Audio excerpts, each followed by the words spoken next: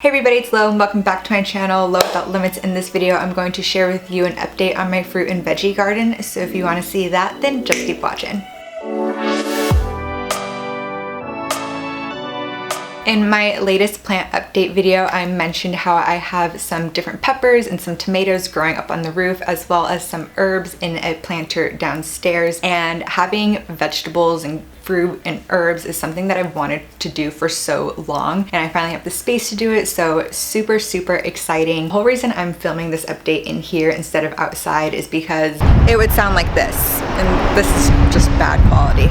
In the last 2 months, a lot has changed with the herbs, with the fruits, the veggies, and of course there are more plants because it's a problem and I can't stop myself. So I'm going to start off with the herbs because they're a bit simpler and they're just doing pretty well. What I didn't want to happen with the herbs was for any of them to flower, because once they flower, then the herbs will start putting all of their energy and all of their resources to producing flowers so they can make more basil wherever the bees may take it. A lot of things have said that once an herb starts flowering and all the energy goes to that, then any new leaves aren't going to taste as great. They just won't have as much flavor. When we were gone for almost 2 weeks, they only got taken care of once, and had I been here and noticed, looks like the basil is gonna flower, I think I would have literally nipped it in the bud a lot sooner. But instead we came back and we were watering a bunch of the plants the night we came back, and a lot happened when we were gone, and then it dawned on me that it was flowering and I was like, oh wow, a lot happened when we were gone. So I did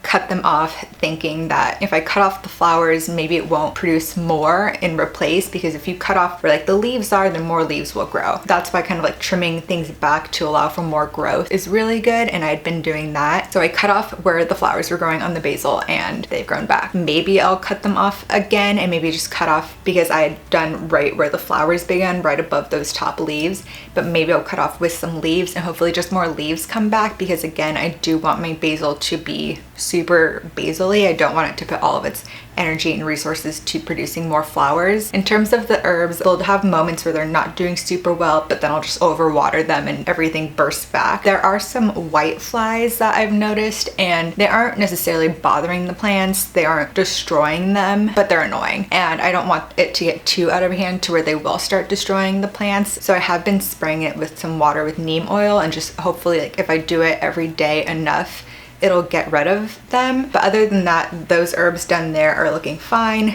They're growing a lot. And I did also get new herbs for a housewarming gift. One of my friends brought a little planter with more thyme, basil, and rosemary. And rosemary is one that I'd wanted for a while, so I was super excited about that. But she brought it to us the day before we left, and again, we're gone for a while, so instead of taking that to the roof or outside, we just figured we'd leave it inside in a spot that gets good light, so that way it would still get light, but we wouldn't have to worry about it dying while we were gone. And we came back and the basil had some holes eaten through some of the leaves, but didn't think too much of it. And then I ended up pinning it on the roof, and the time when we came back was super dry. There were a few fresh sprigs that we did use, but for the most part, the thyme dried out and died very quickly. It was on the roof for 3 or 4 weeks by this point. Basil still wasn't doing great, but I was kind of relying on this basil since the other one had been flowering. I thought maybe it wasn't getting a lot of water because the way it was planted, rosemary and the basil were almost like mounds. So I thought when I'm watering it, maybe the roots aren't getting water, which is why it's yellowing. Took it down. I was going to basically take it out of the pot, toss the thyme because that was just completely dead, and then repot the rosemary and basil to where their roots are lower so they can get more water. And this is where I got very sad and shocked at the same time. As I was doing this, I dug deeper holes into the pot and I put the rosemary back in. Cool,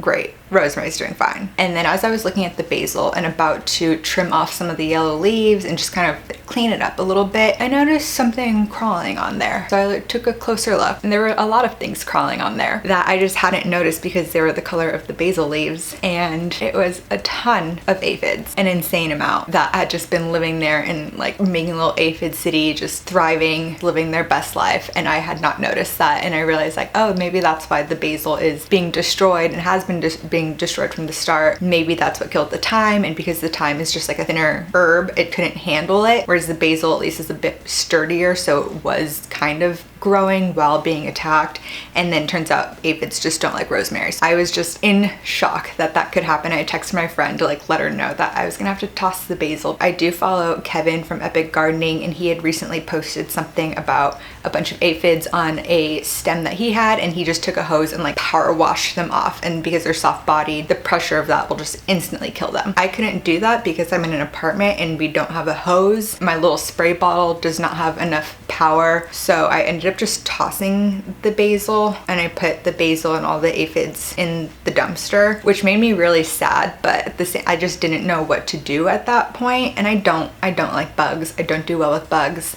I know I'm like, love the earth, want to save the earth, but I don't like bugs. I think bugs for the most part are stupid and annoying and gross, and seeing all those aphids, could not do it. I know they're so tiny, they're not gonna hurt me, but RIP to that basil. Another rosemary's just sitting all alone, but maybe I'll add some chives or something. Now going on to the two vegetables, even though I think tomatoes are fruits, that I showed in that previous video. The tomatoes, because we were gone and tomatoes like being watered a lot, when we came back, a lot of the bottom leaves had turned pretty yellow and were getting shrivelly. I looked into it because it was still producing a lot of flowers, a lot of fruit, everything was still looking fine, and it was still growing at the top. It's basically that when a tomato plant needs more nutrients, it will kind of sacrifice its lower leaves and lower branches in order to suck all the nutrients that they have, put it towards the top. And they're like, if that's happening, you can just let them yellow and fall off or cut them off. So I did trim it a little bit. If you look at it visually right now, it's like not the most beautiful, bright green, luscious tomato plant, but it is producing tomatoes. It's growing a lot. It did dry out a little bit while we were gone, but knowing that it's still fine and it's still doing very well, and it's produced so many tomatoes already, so many for a little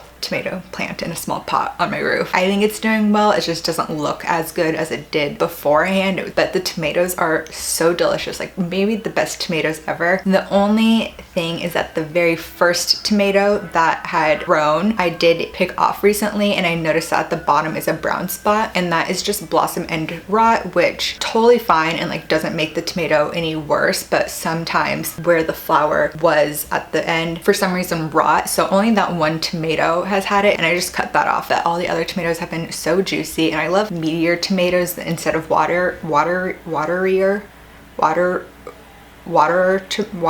tomatoes. Definitely like them. Again, they are health kick tomatoes. The size that I have is pretty much how big all of them are. This is 4-ounce tomatoes on average, so if you need a visual representation of what a 4-ounce tomato looks like, that is them. Now on to the peppers. The peppers actually did pretty fine while we were gone.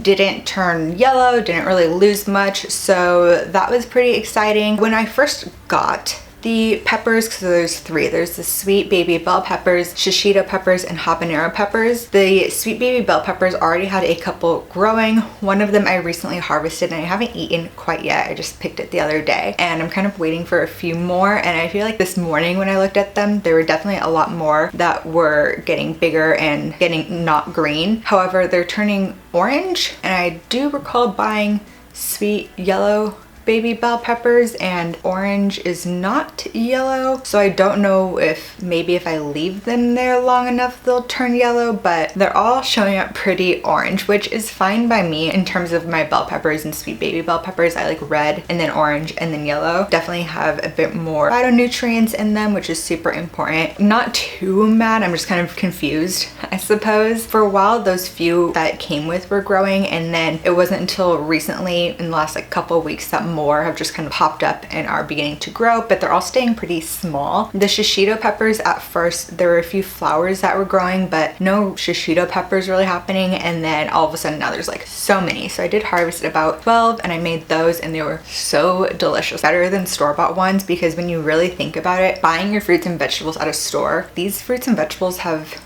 been picked for like a week, and they've been picked, they've been like washed, processed, put in their packaging, shipped out, put on the shelves, then you get it, then it sits in your fridge for a while, and that whole process takes a long time versus literally like going up a few steps, clipping them off, rinsing them off, putting them in my refrigerator, and then eating them the next day. They had so much more crunch. They were so good. And some of them have been growing in red or like a mix of like green and red. Just not like the classic shishito pepper look, which did worry me for a while. I'm like, are they shishito peppers? They better not be super spicy, especially the red ones. And then I looked into it, and shishito peppers do often come in red as well, but for some reason at the store you just always see green ones. I also think all of them, even the green ones, did have a little bit more of a kick than the ones that you get at the store. Right off the plant, just super fresh, had that nice crunch because they haven't been sitting in a refrigerator truck in a warehouse and in the grocery store for days. I put olive oil on the pan and then put those in there, let them blister, and then toss them with sesame oil and tamari, which is a gluten-free soy sauce, and then sprinkled on some sesame seeds. And they're made with love. They were grown with love. The third pepper plant was the habaneros, and for a while just wasn't doing well. I feel like the shishitos just kind of like took over, and they're like, this is my water, this is my nutrients, we're gonna do great. And habanero was just kind of like chilling, like wasn't even growing any flowers, and it's the flowers of all these plants that eventually becomes the fruit, vegetable, whatever it may be. It was growing leaves and it was doing okay, but in comparison to the other peppers, it just wasn't doing that great. And very recently there's 10 and they're all growing at the same time, and they're all green right now and don't look like your stereotypical habanero pepper. And I think it is just because they're green and still growing, but we're gonna have to definitely do a taste test to make sure that they're habanero peppers, because the sweet yellow bell peppers are definitely growing in orange. So I just think like maybe things could have been mislabeled. So if they are truly habanero peppers, if they grow in and start looking more like habanero peppers, then that's a ton of habanero peppers coming in at the same time, which is wild considering that you don't need a lot of habanero pepper to make something very spicy. And I'm not a big spicy gal. I got those for Austin. Friends, family,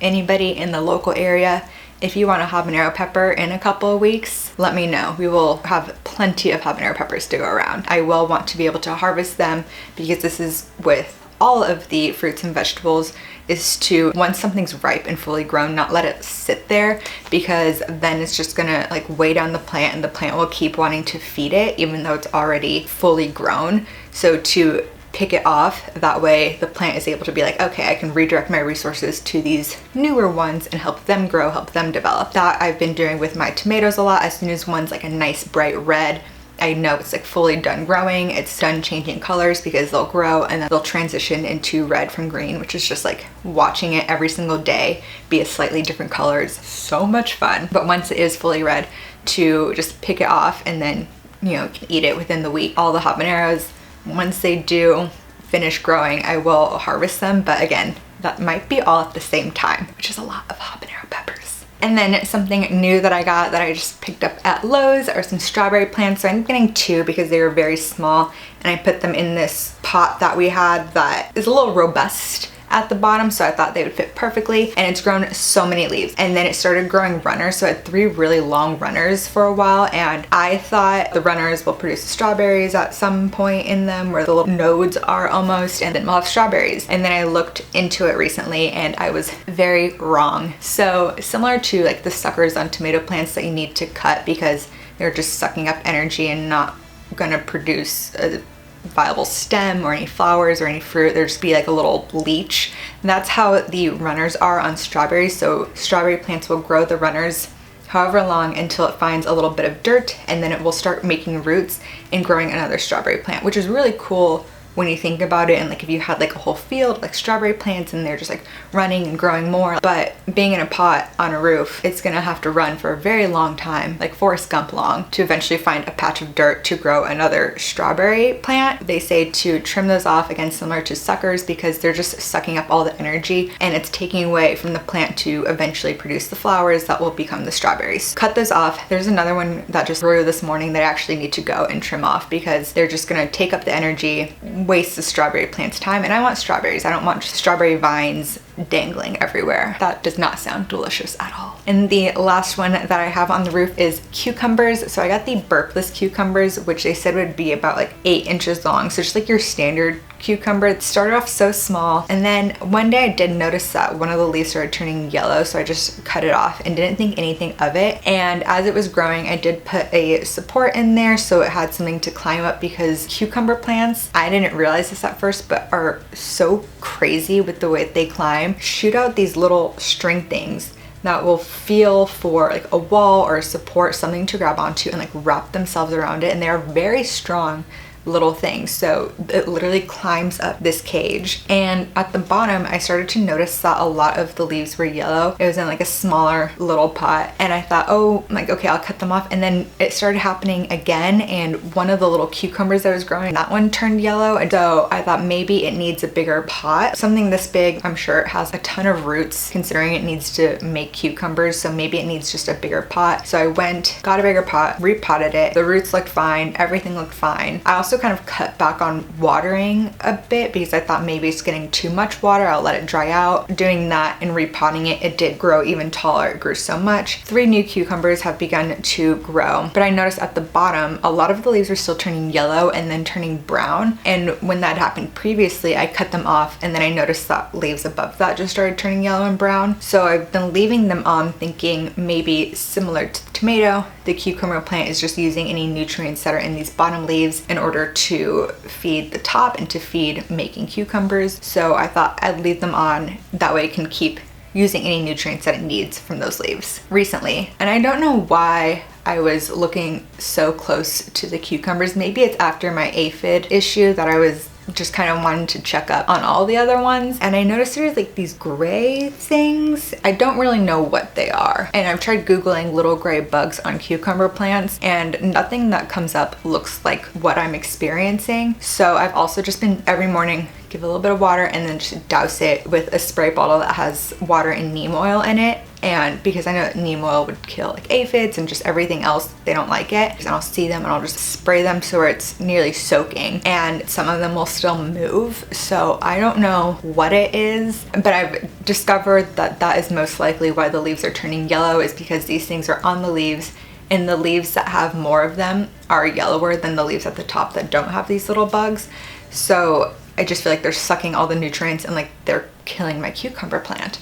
And I just want like at least 1 cucumber out of all of this. That's something I'm dealing with. Maybe upon closer inspection, it could be like a cucumber beetle, which is just gross. And again, don't like bugs. Love the earth, love the ecosystem. To do without cucumber beetles. Like, not to be rude, but I don't see the point in cucumber beetles. I don't want to use like a pesticide or anything. I just don't want to put chemicals on my plants. I want to try to do it naturally, but I also want these little things to die. That's where I'm at with the cucumbers. And other than that, 3 little cucumbers are growing. So if I can just get 1, I will be happy. And that's kind of where all my energy is being focused right now in terms of my plants. All of these are also in planta, so it kind of reminds me I need to water tomatoes nearly every day, but there's a notification to fertilize it once a week. Same with the peppers and everything. So all of that is good, and it kind of keeps me on track and kind of keeps me making sure that they all get the water that they need. But these cucumber bugs, I will figure it out and I will give you an update. If you follow me on Instagram, I will keep you updated on my cucumber issue there. Well, there you have it. That is my apartment herb and fruit and veggie garden update. So if you like this video, be sure to give it a thumbs up. Comment down below what you're growing at your apartment or home, if anything, and what else you want to see here on my channel. And while you're there, be sure to subscribe. I upload a new video every Wednesday. So until the next one, thanks for watching.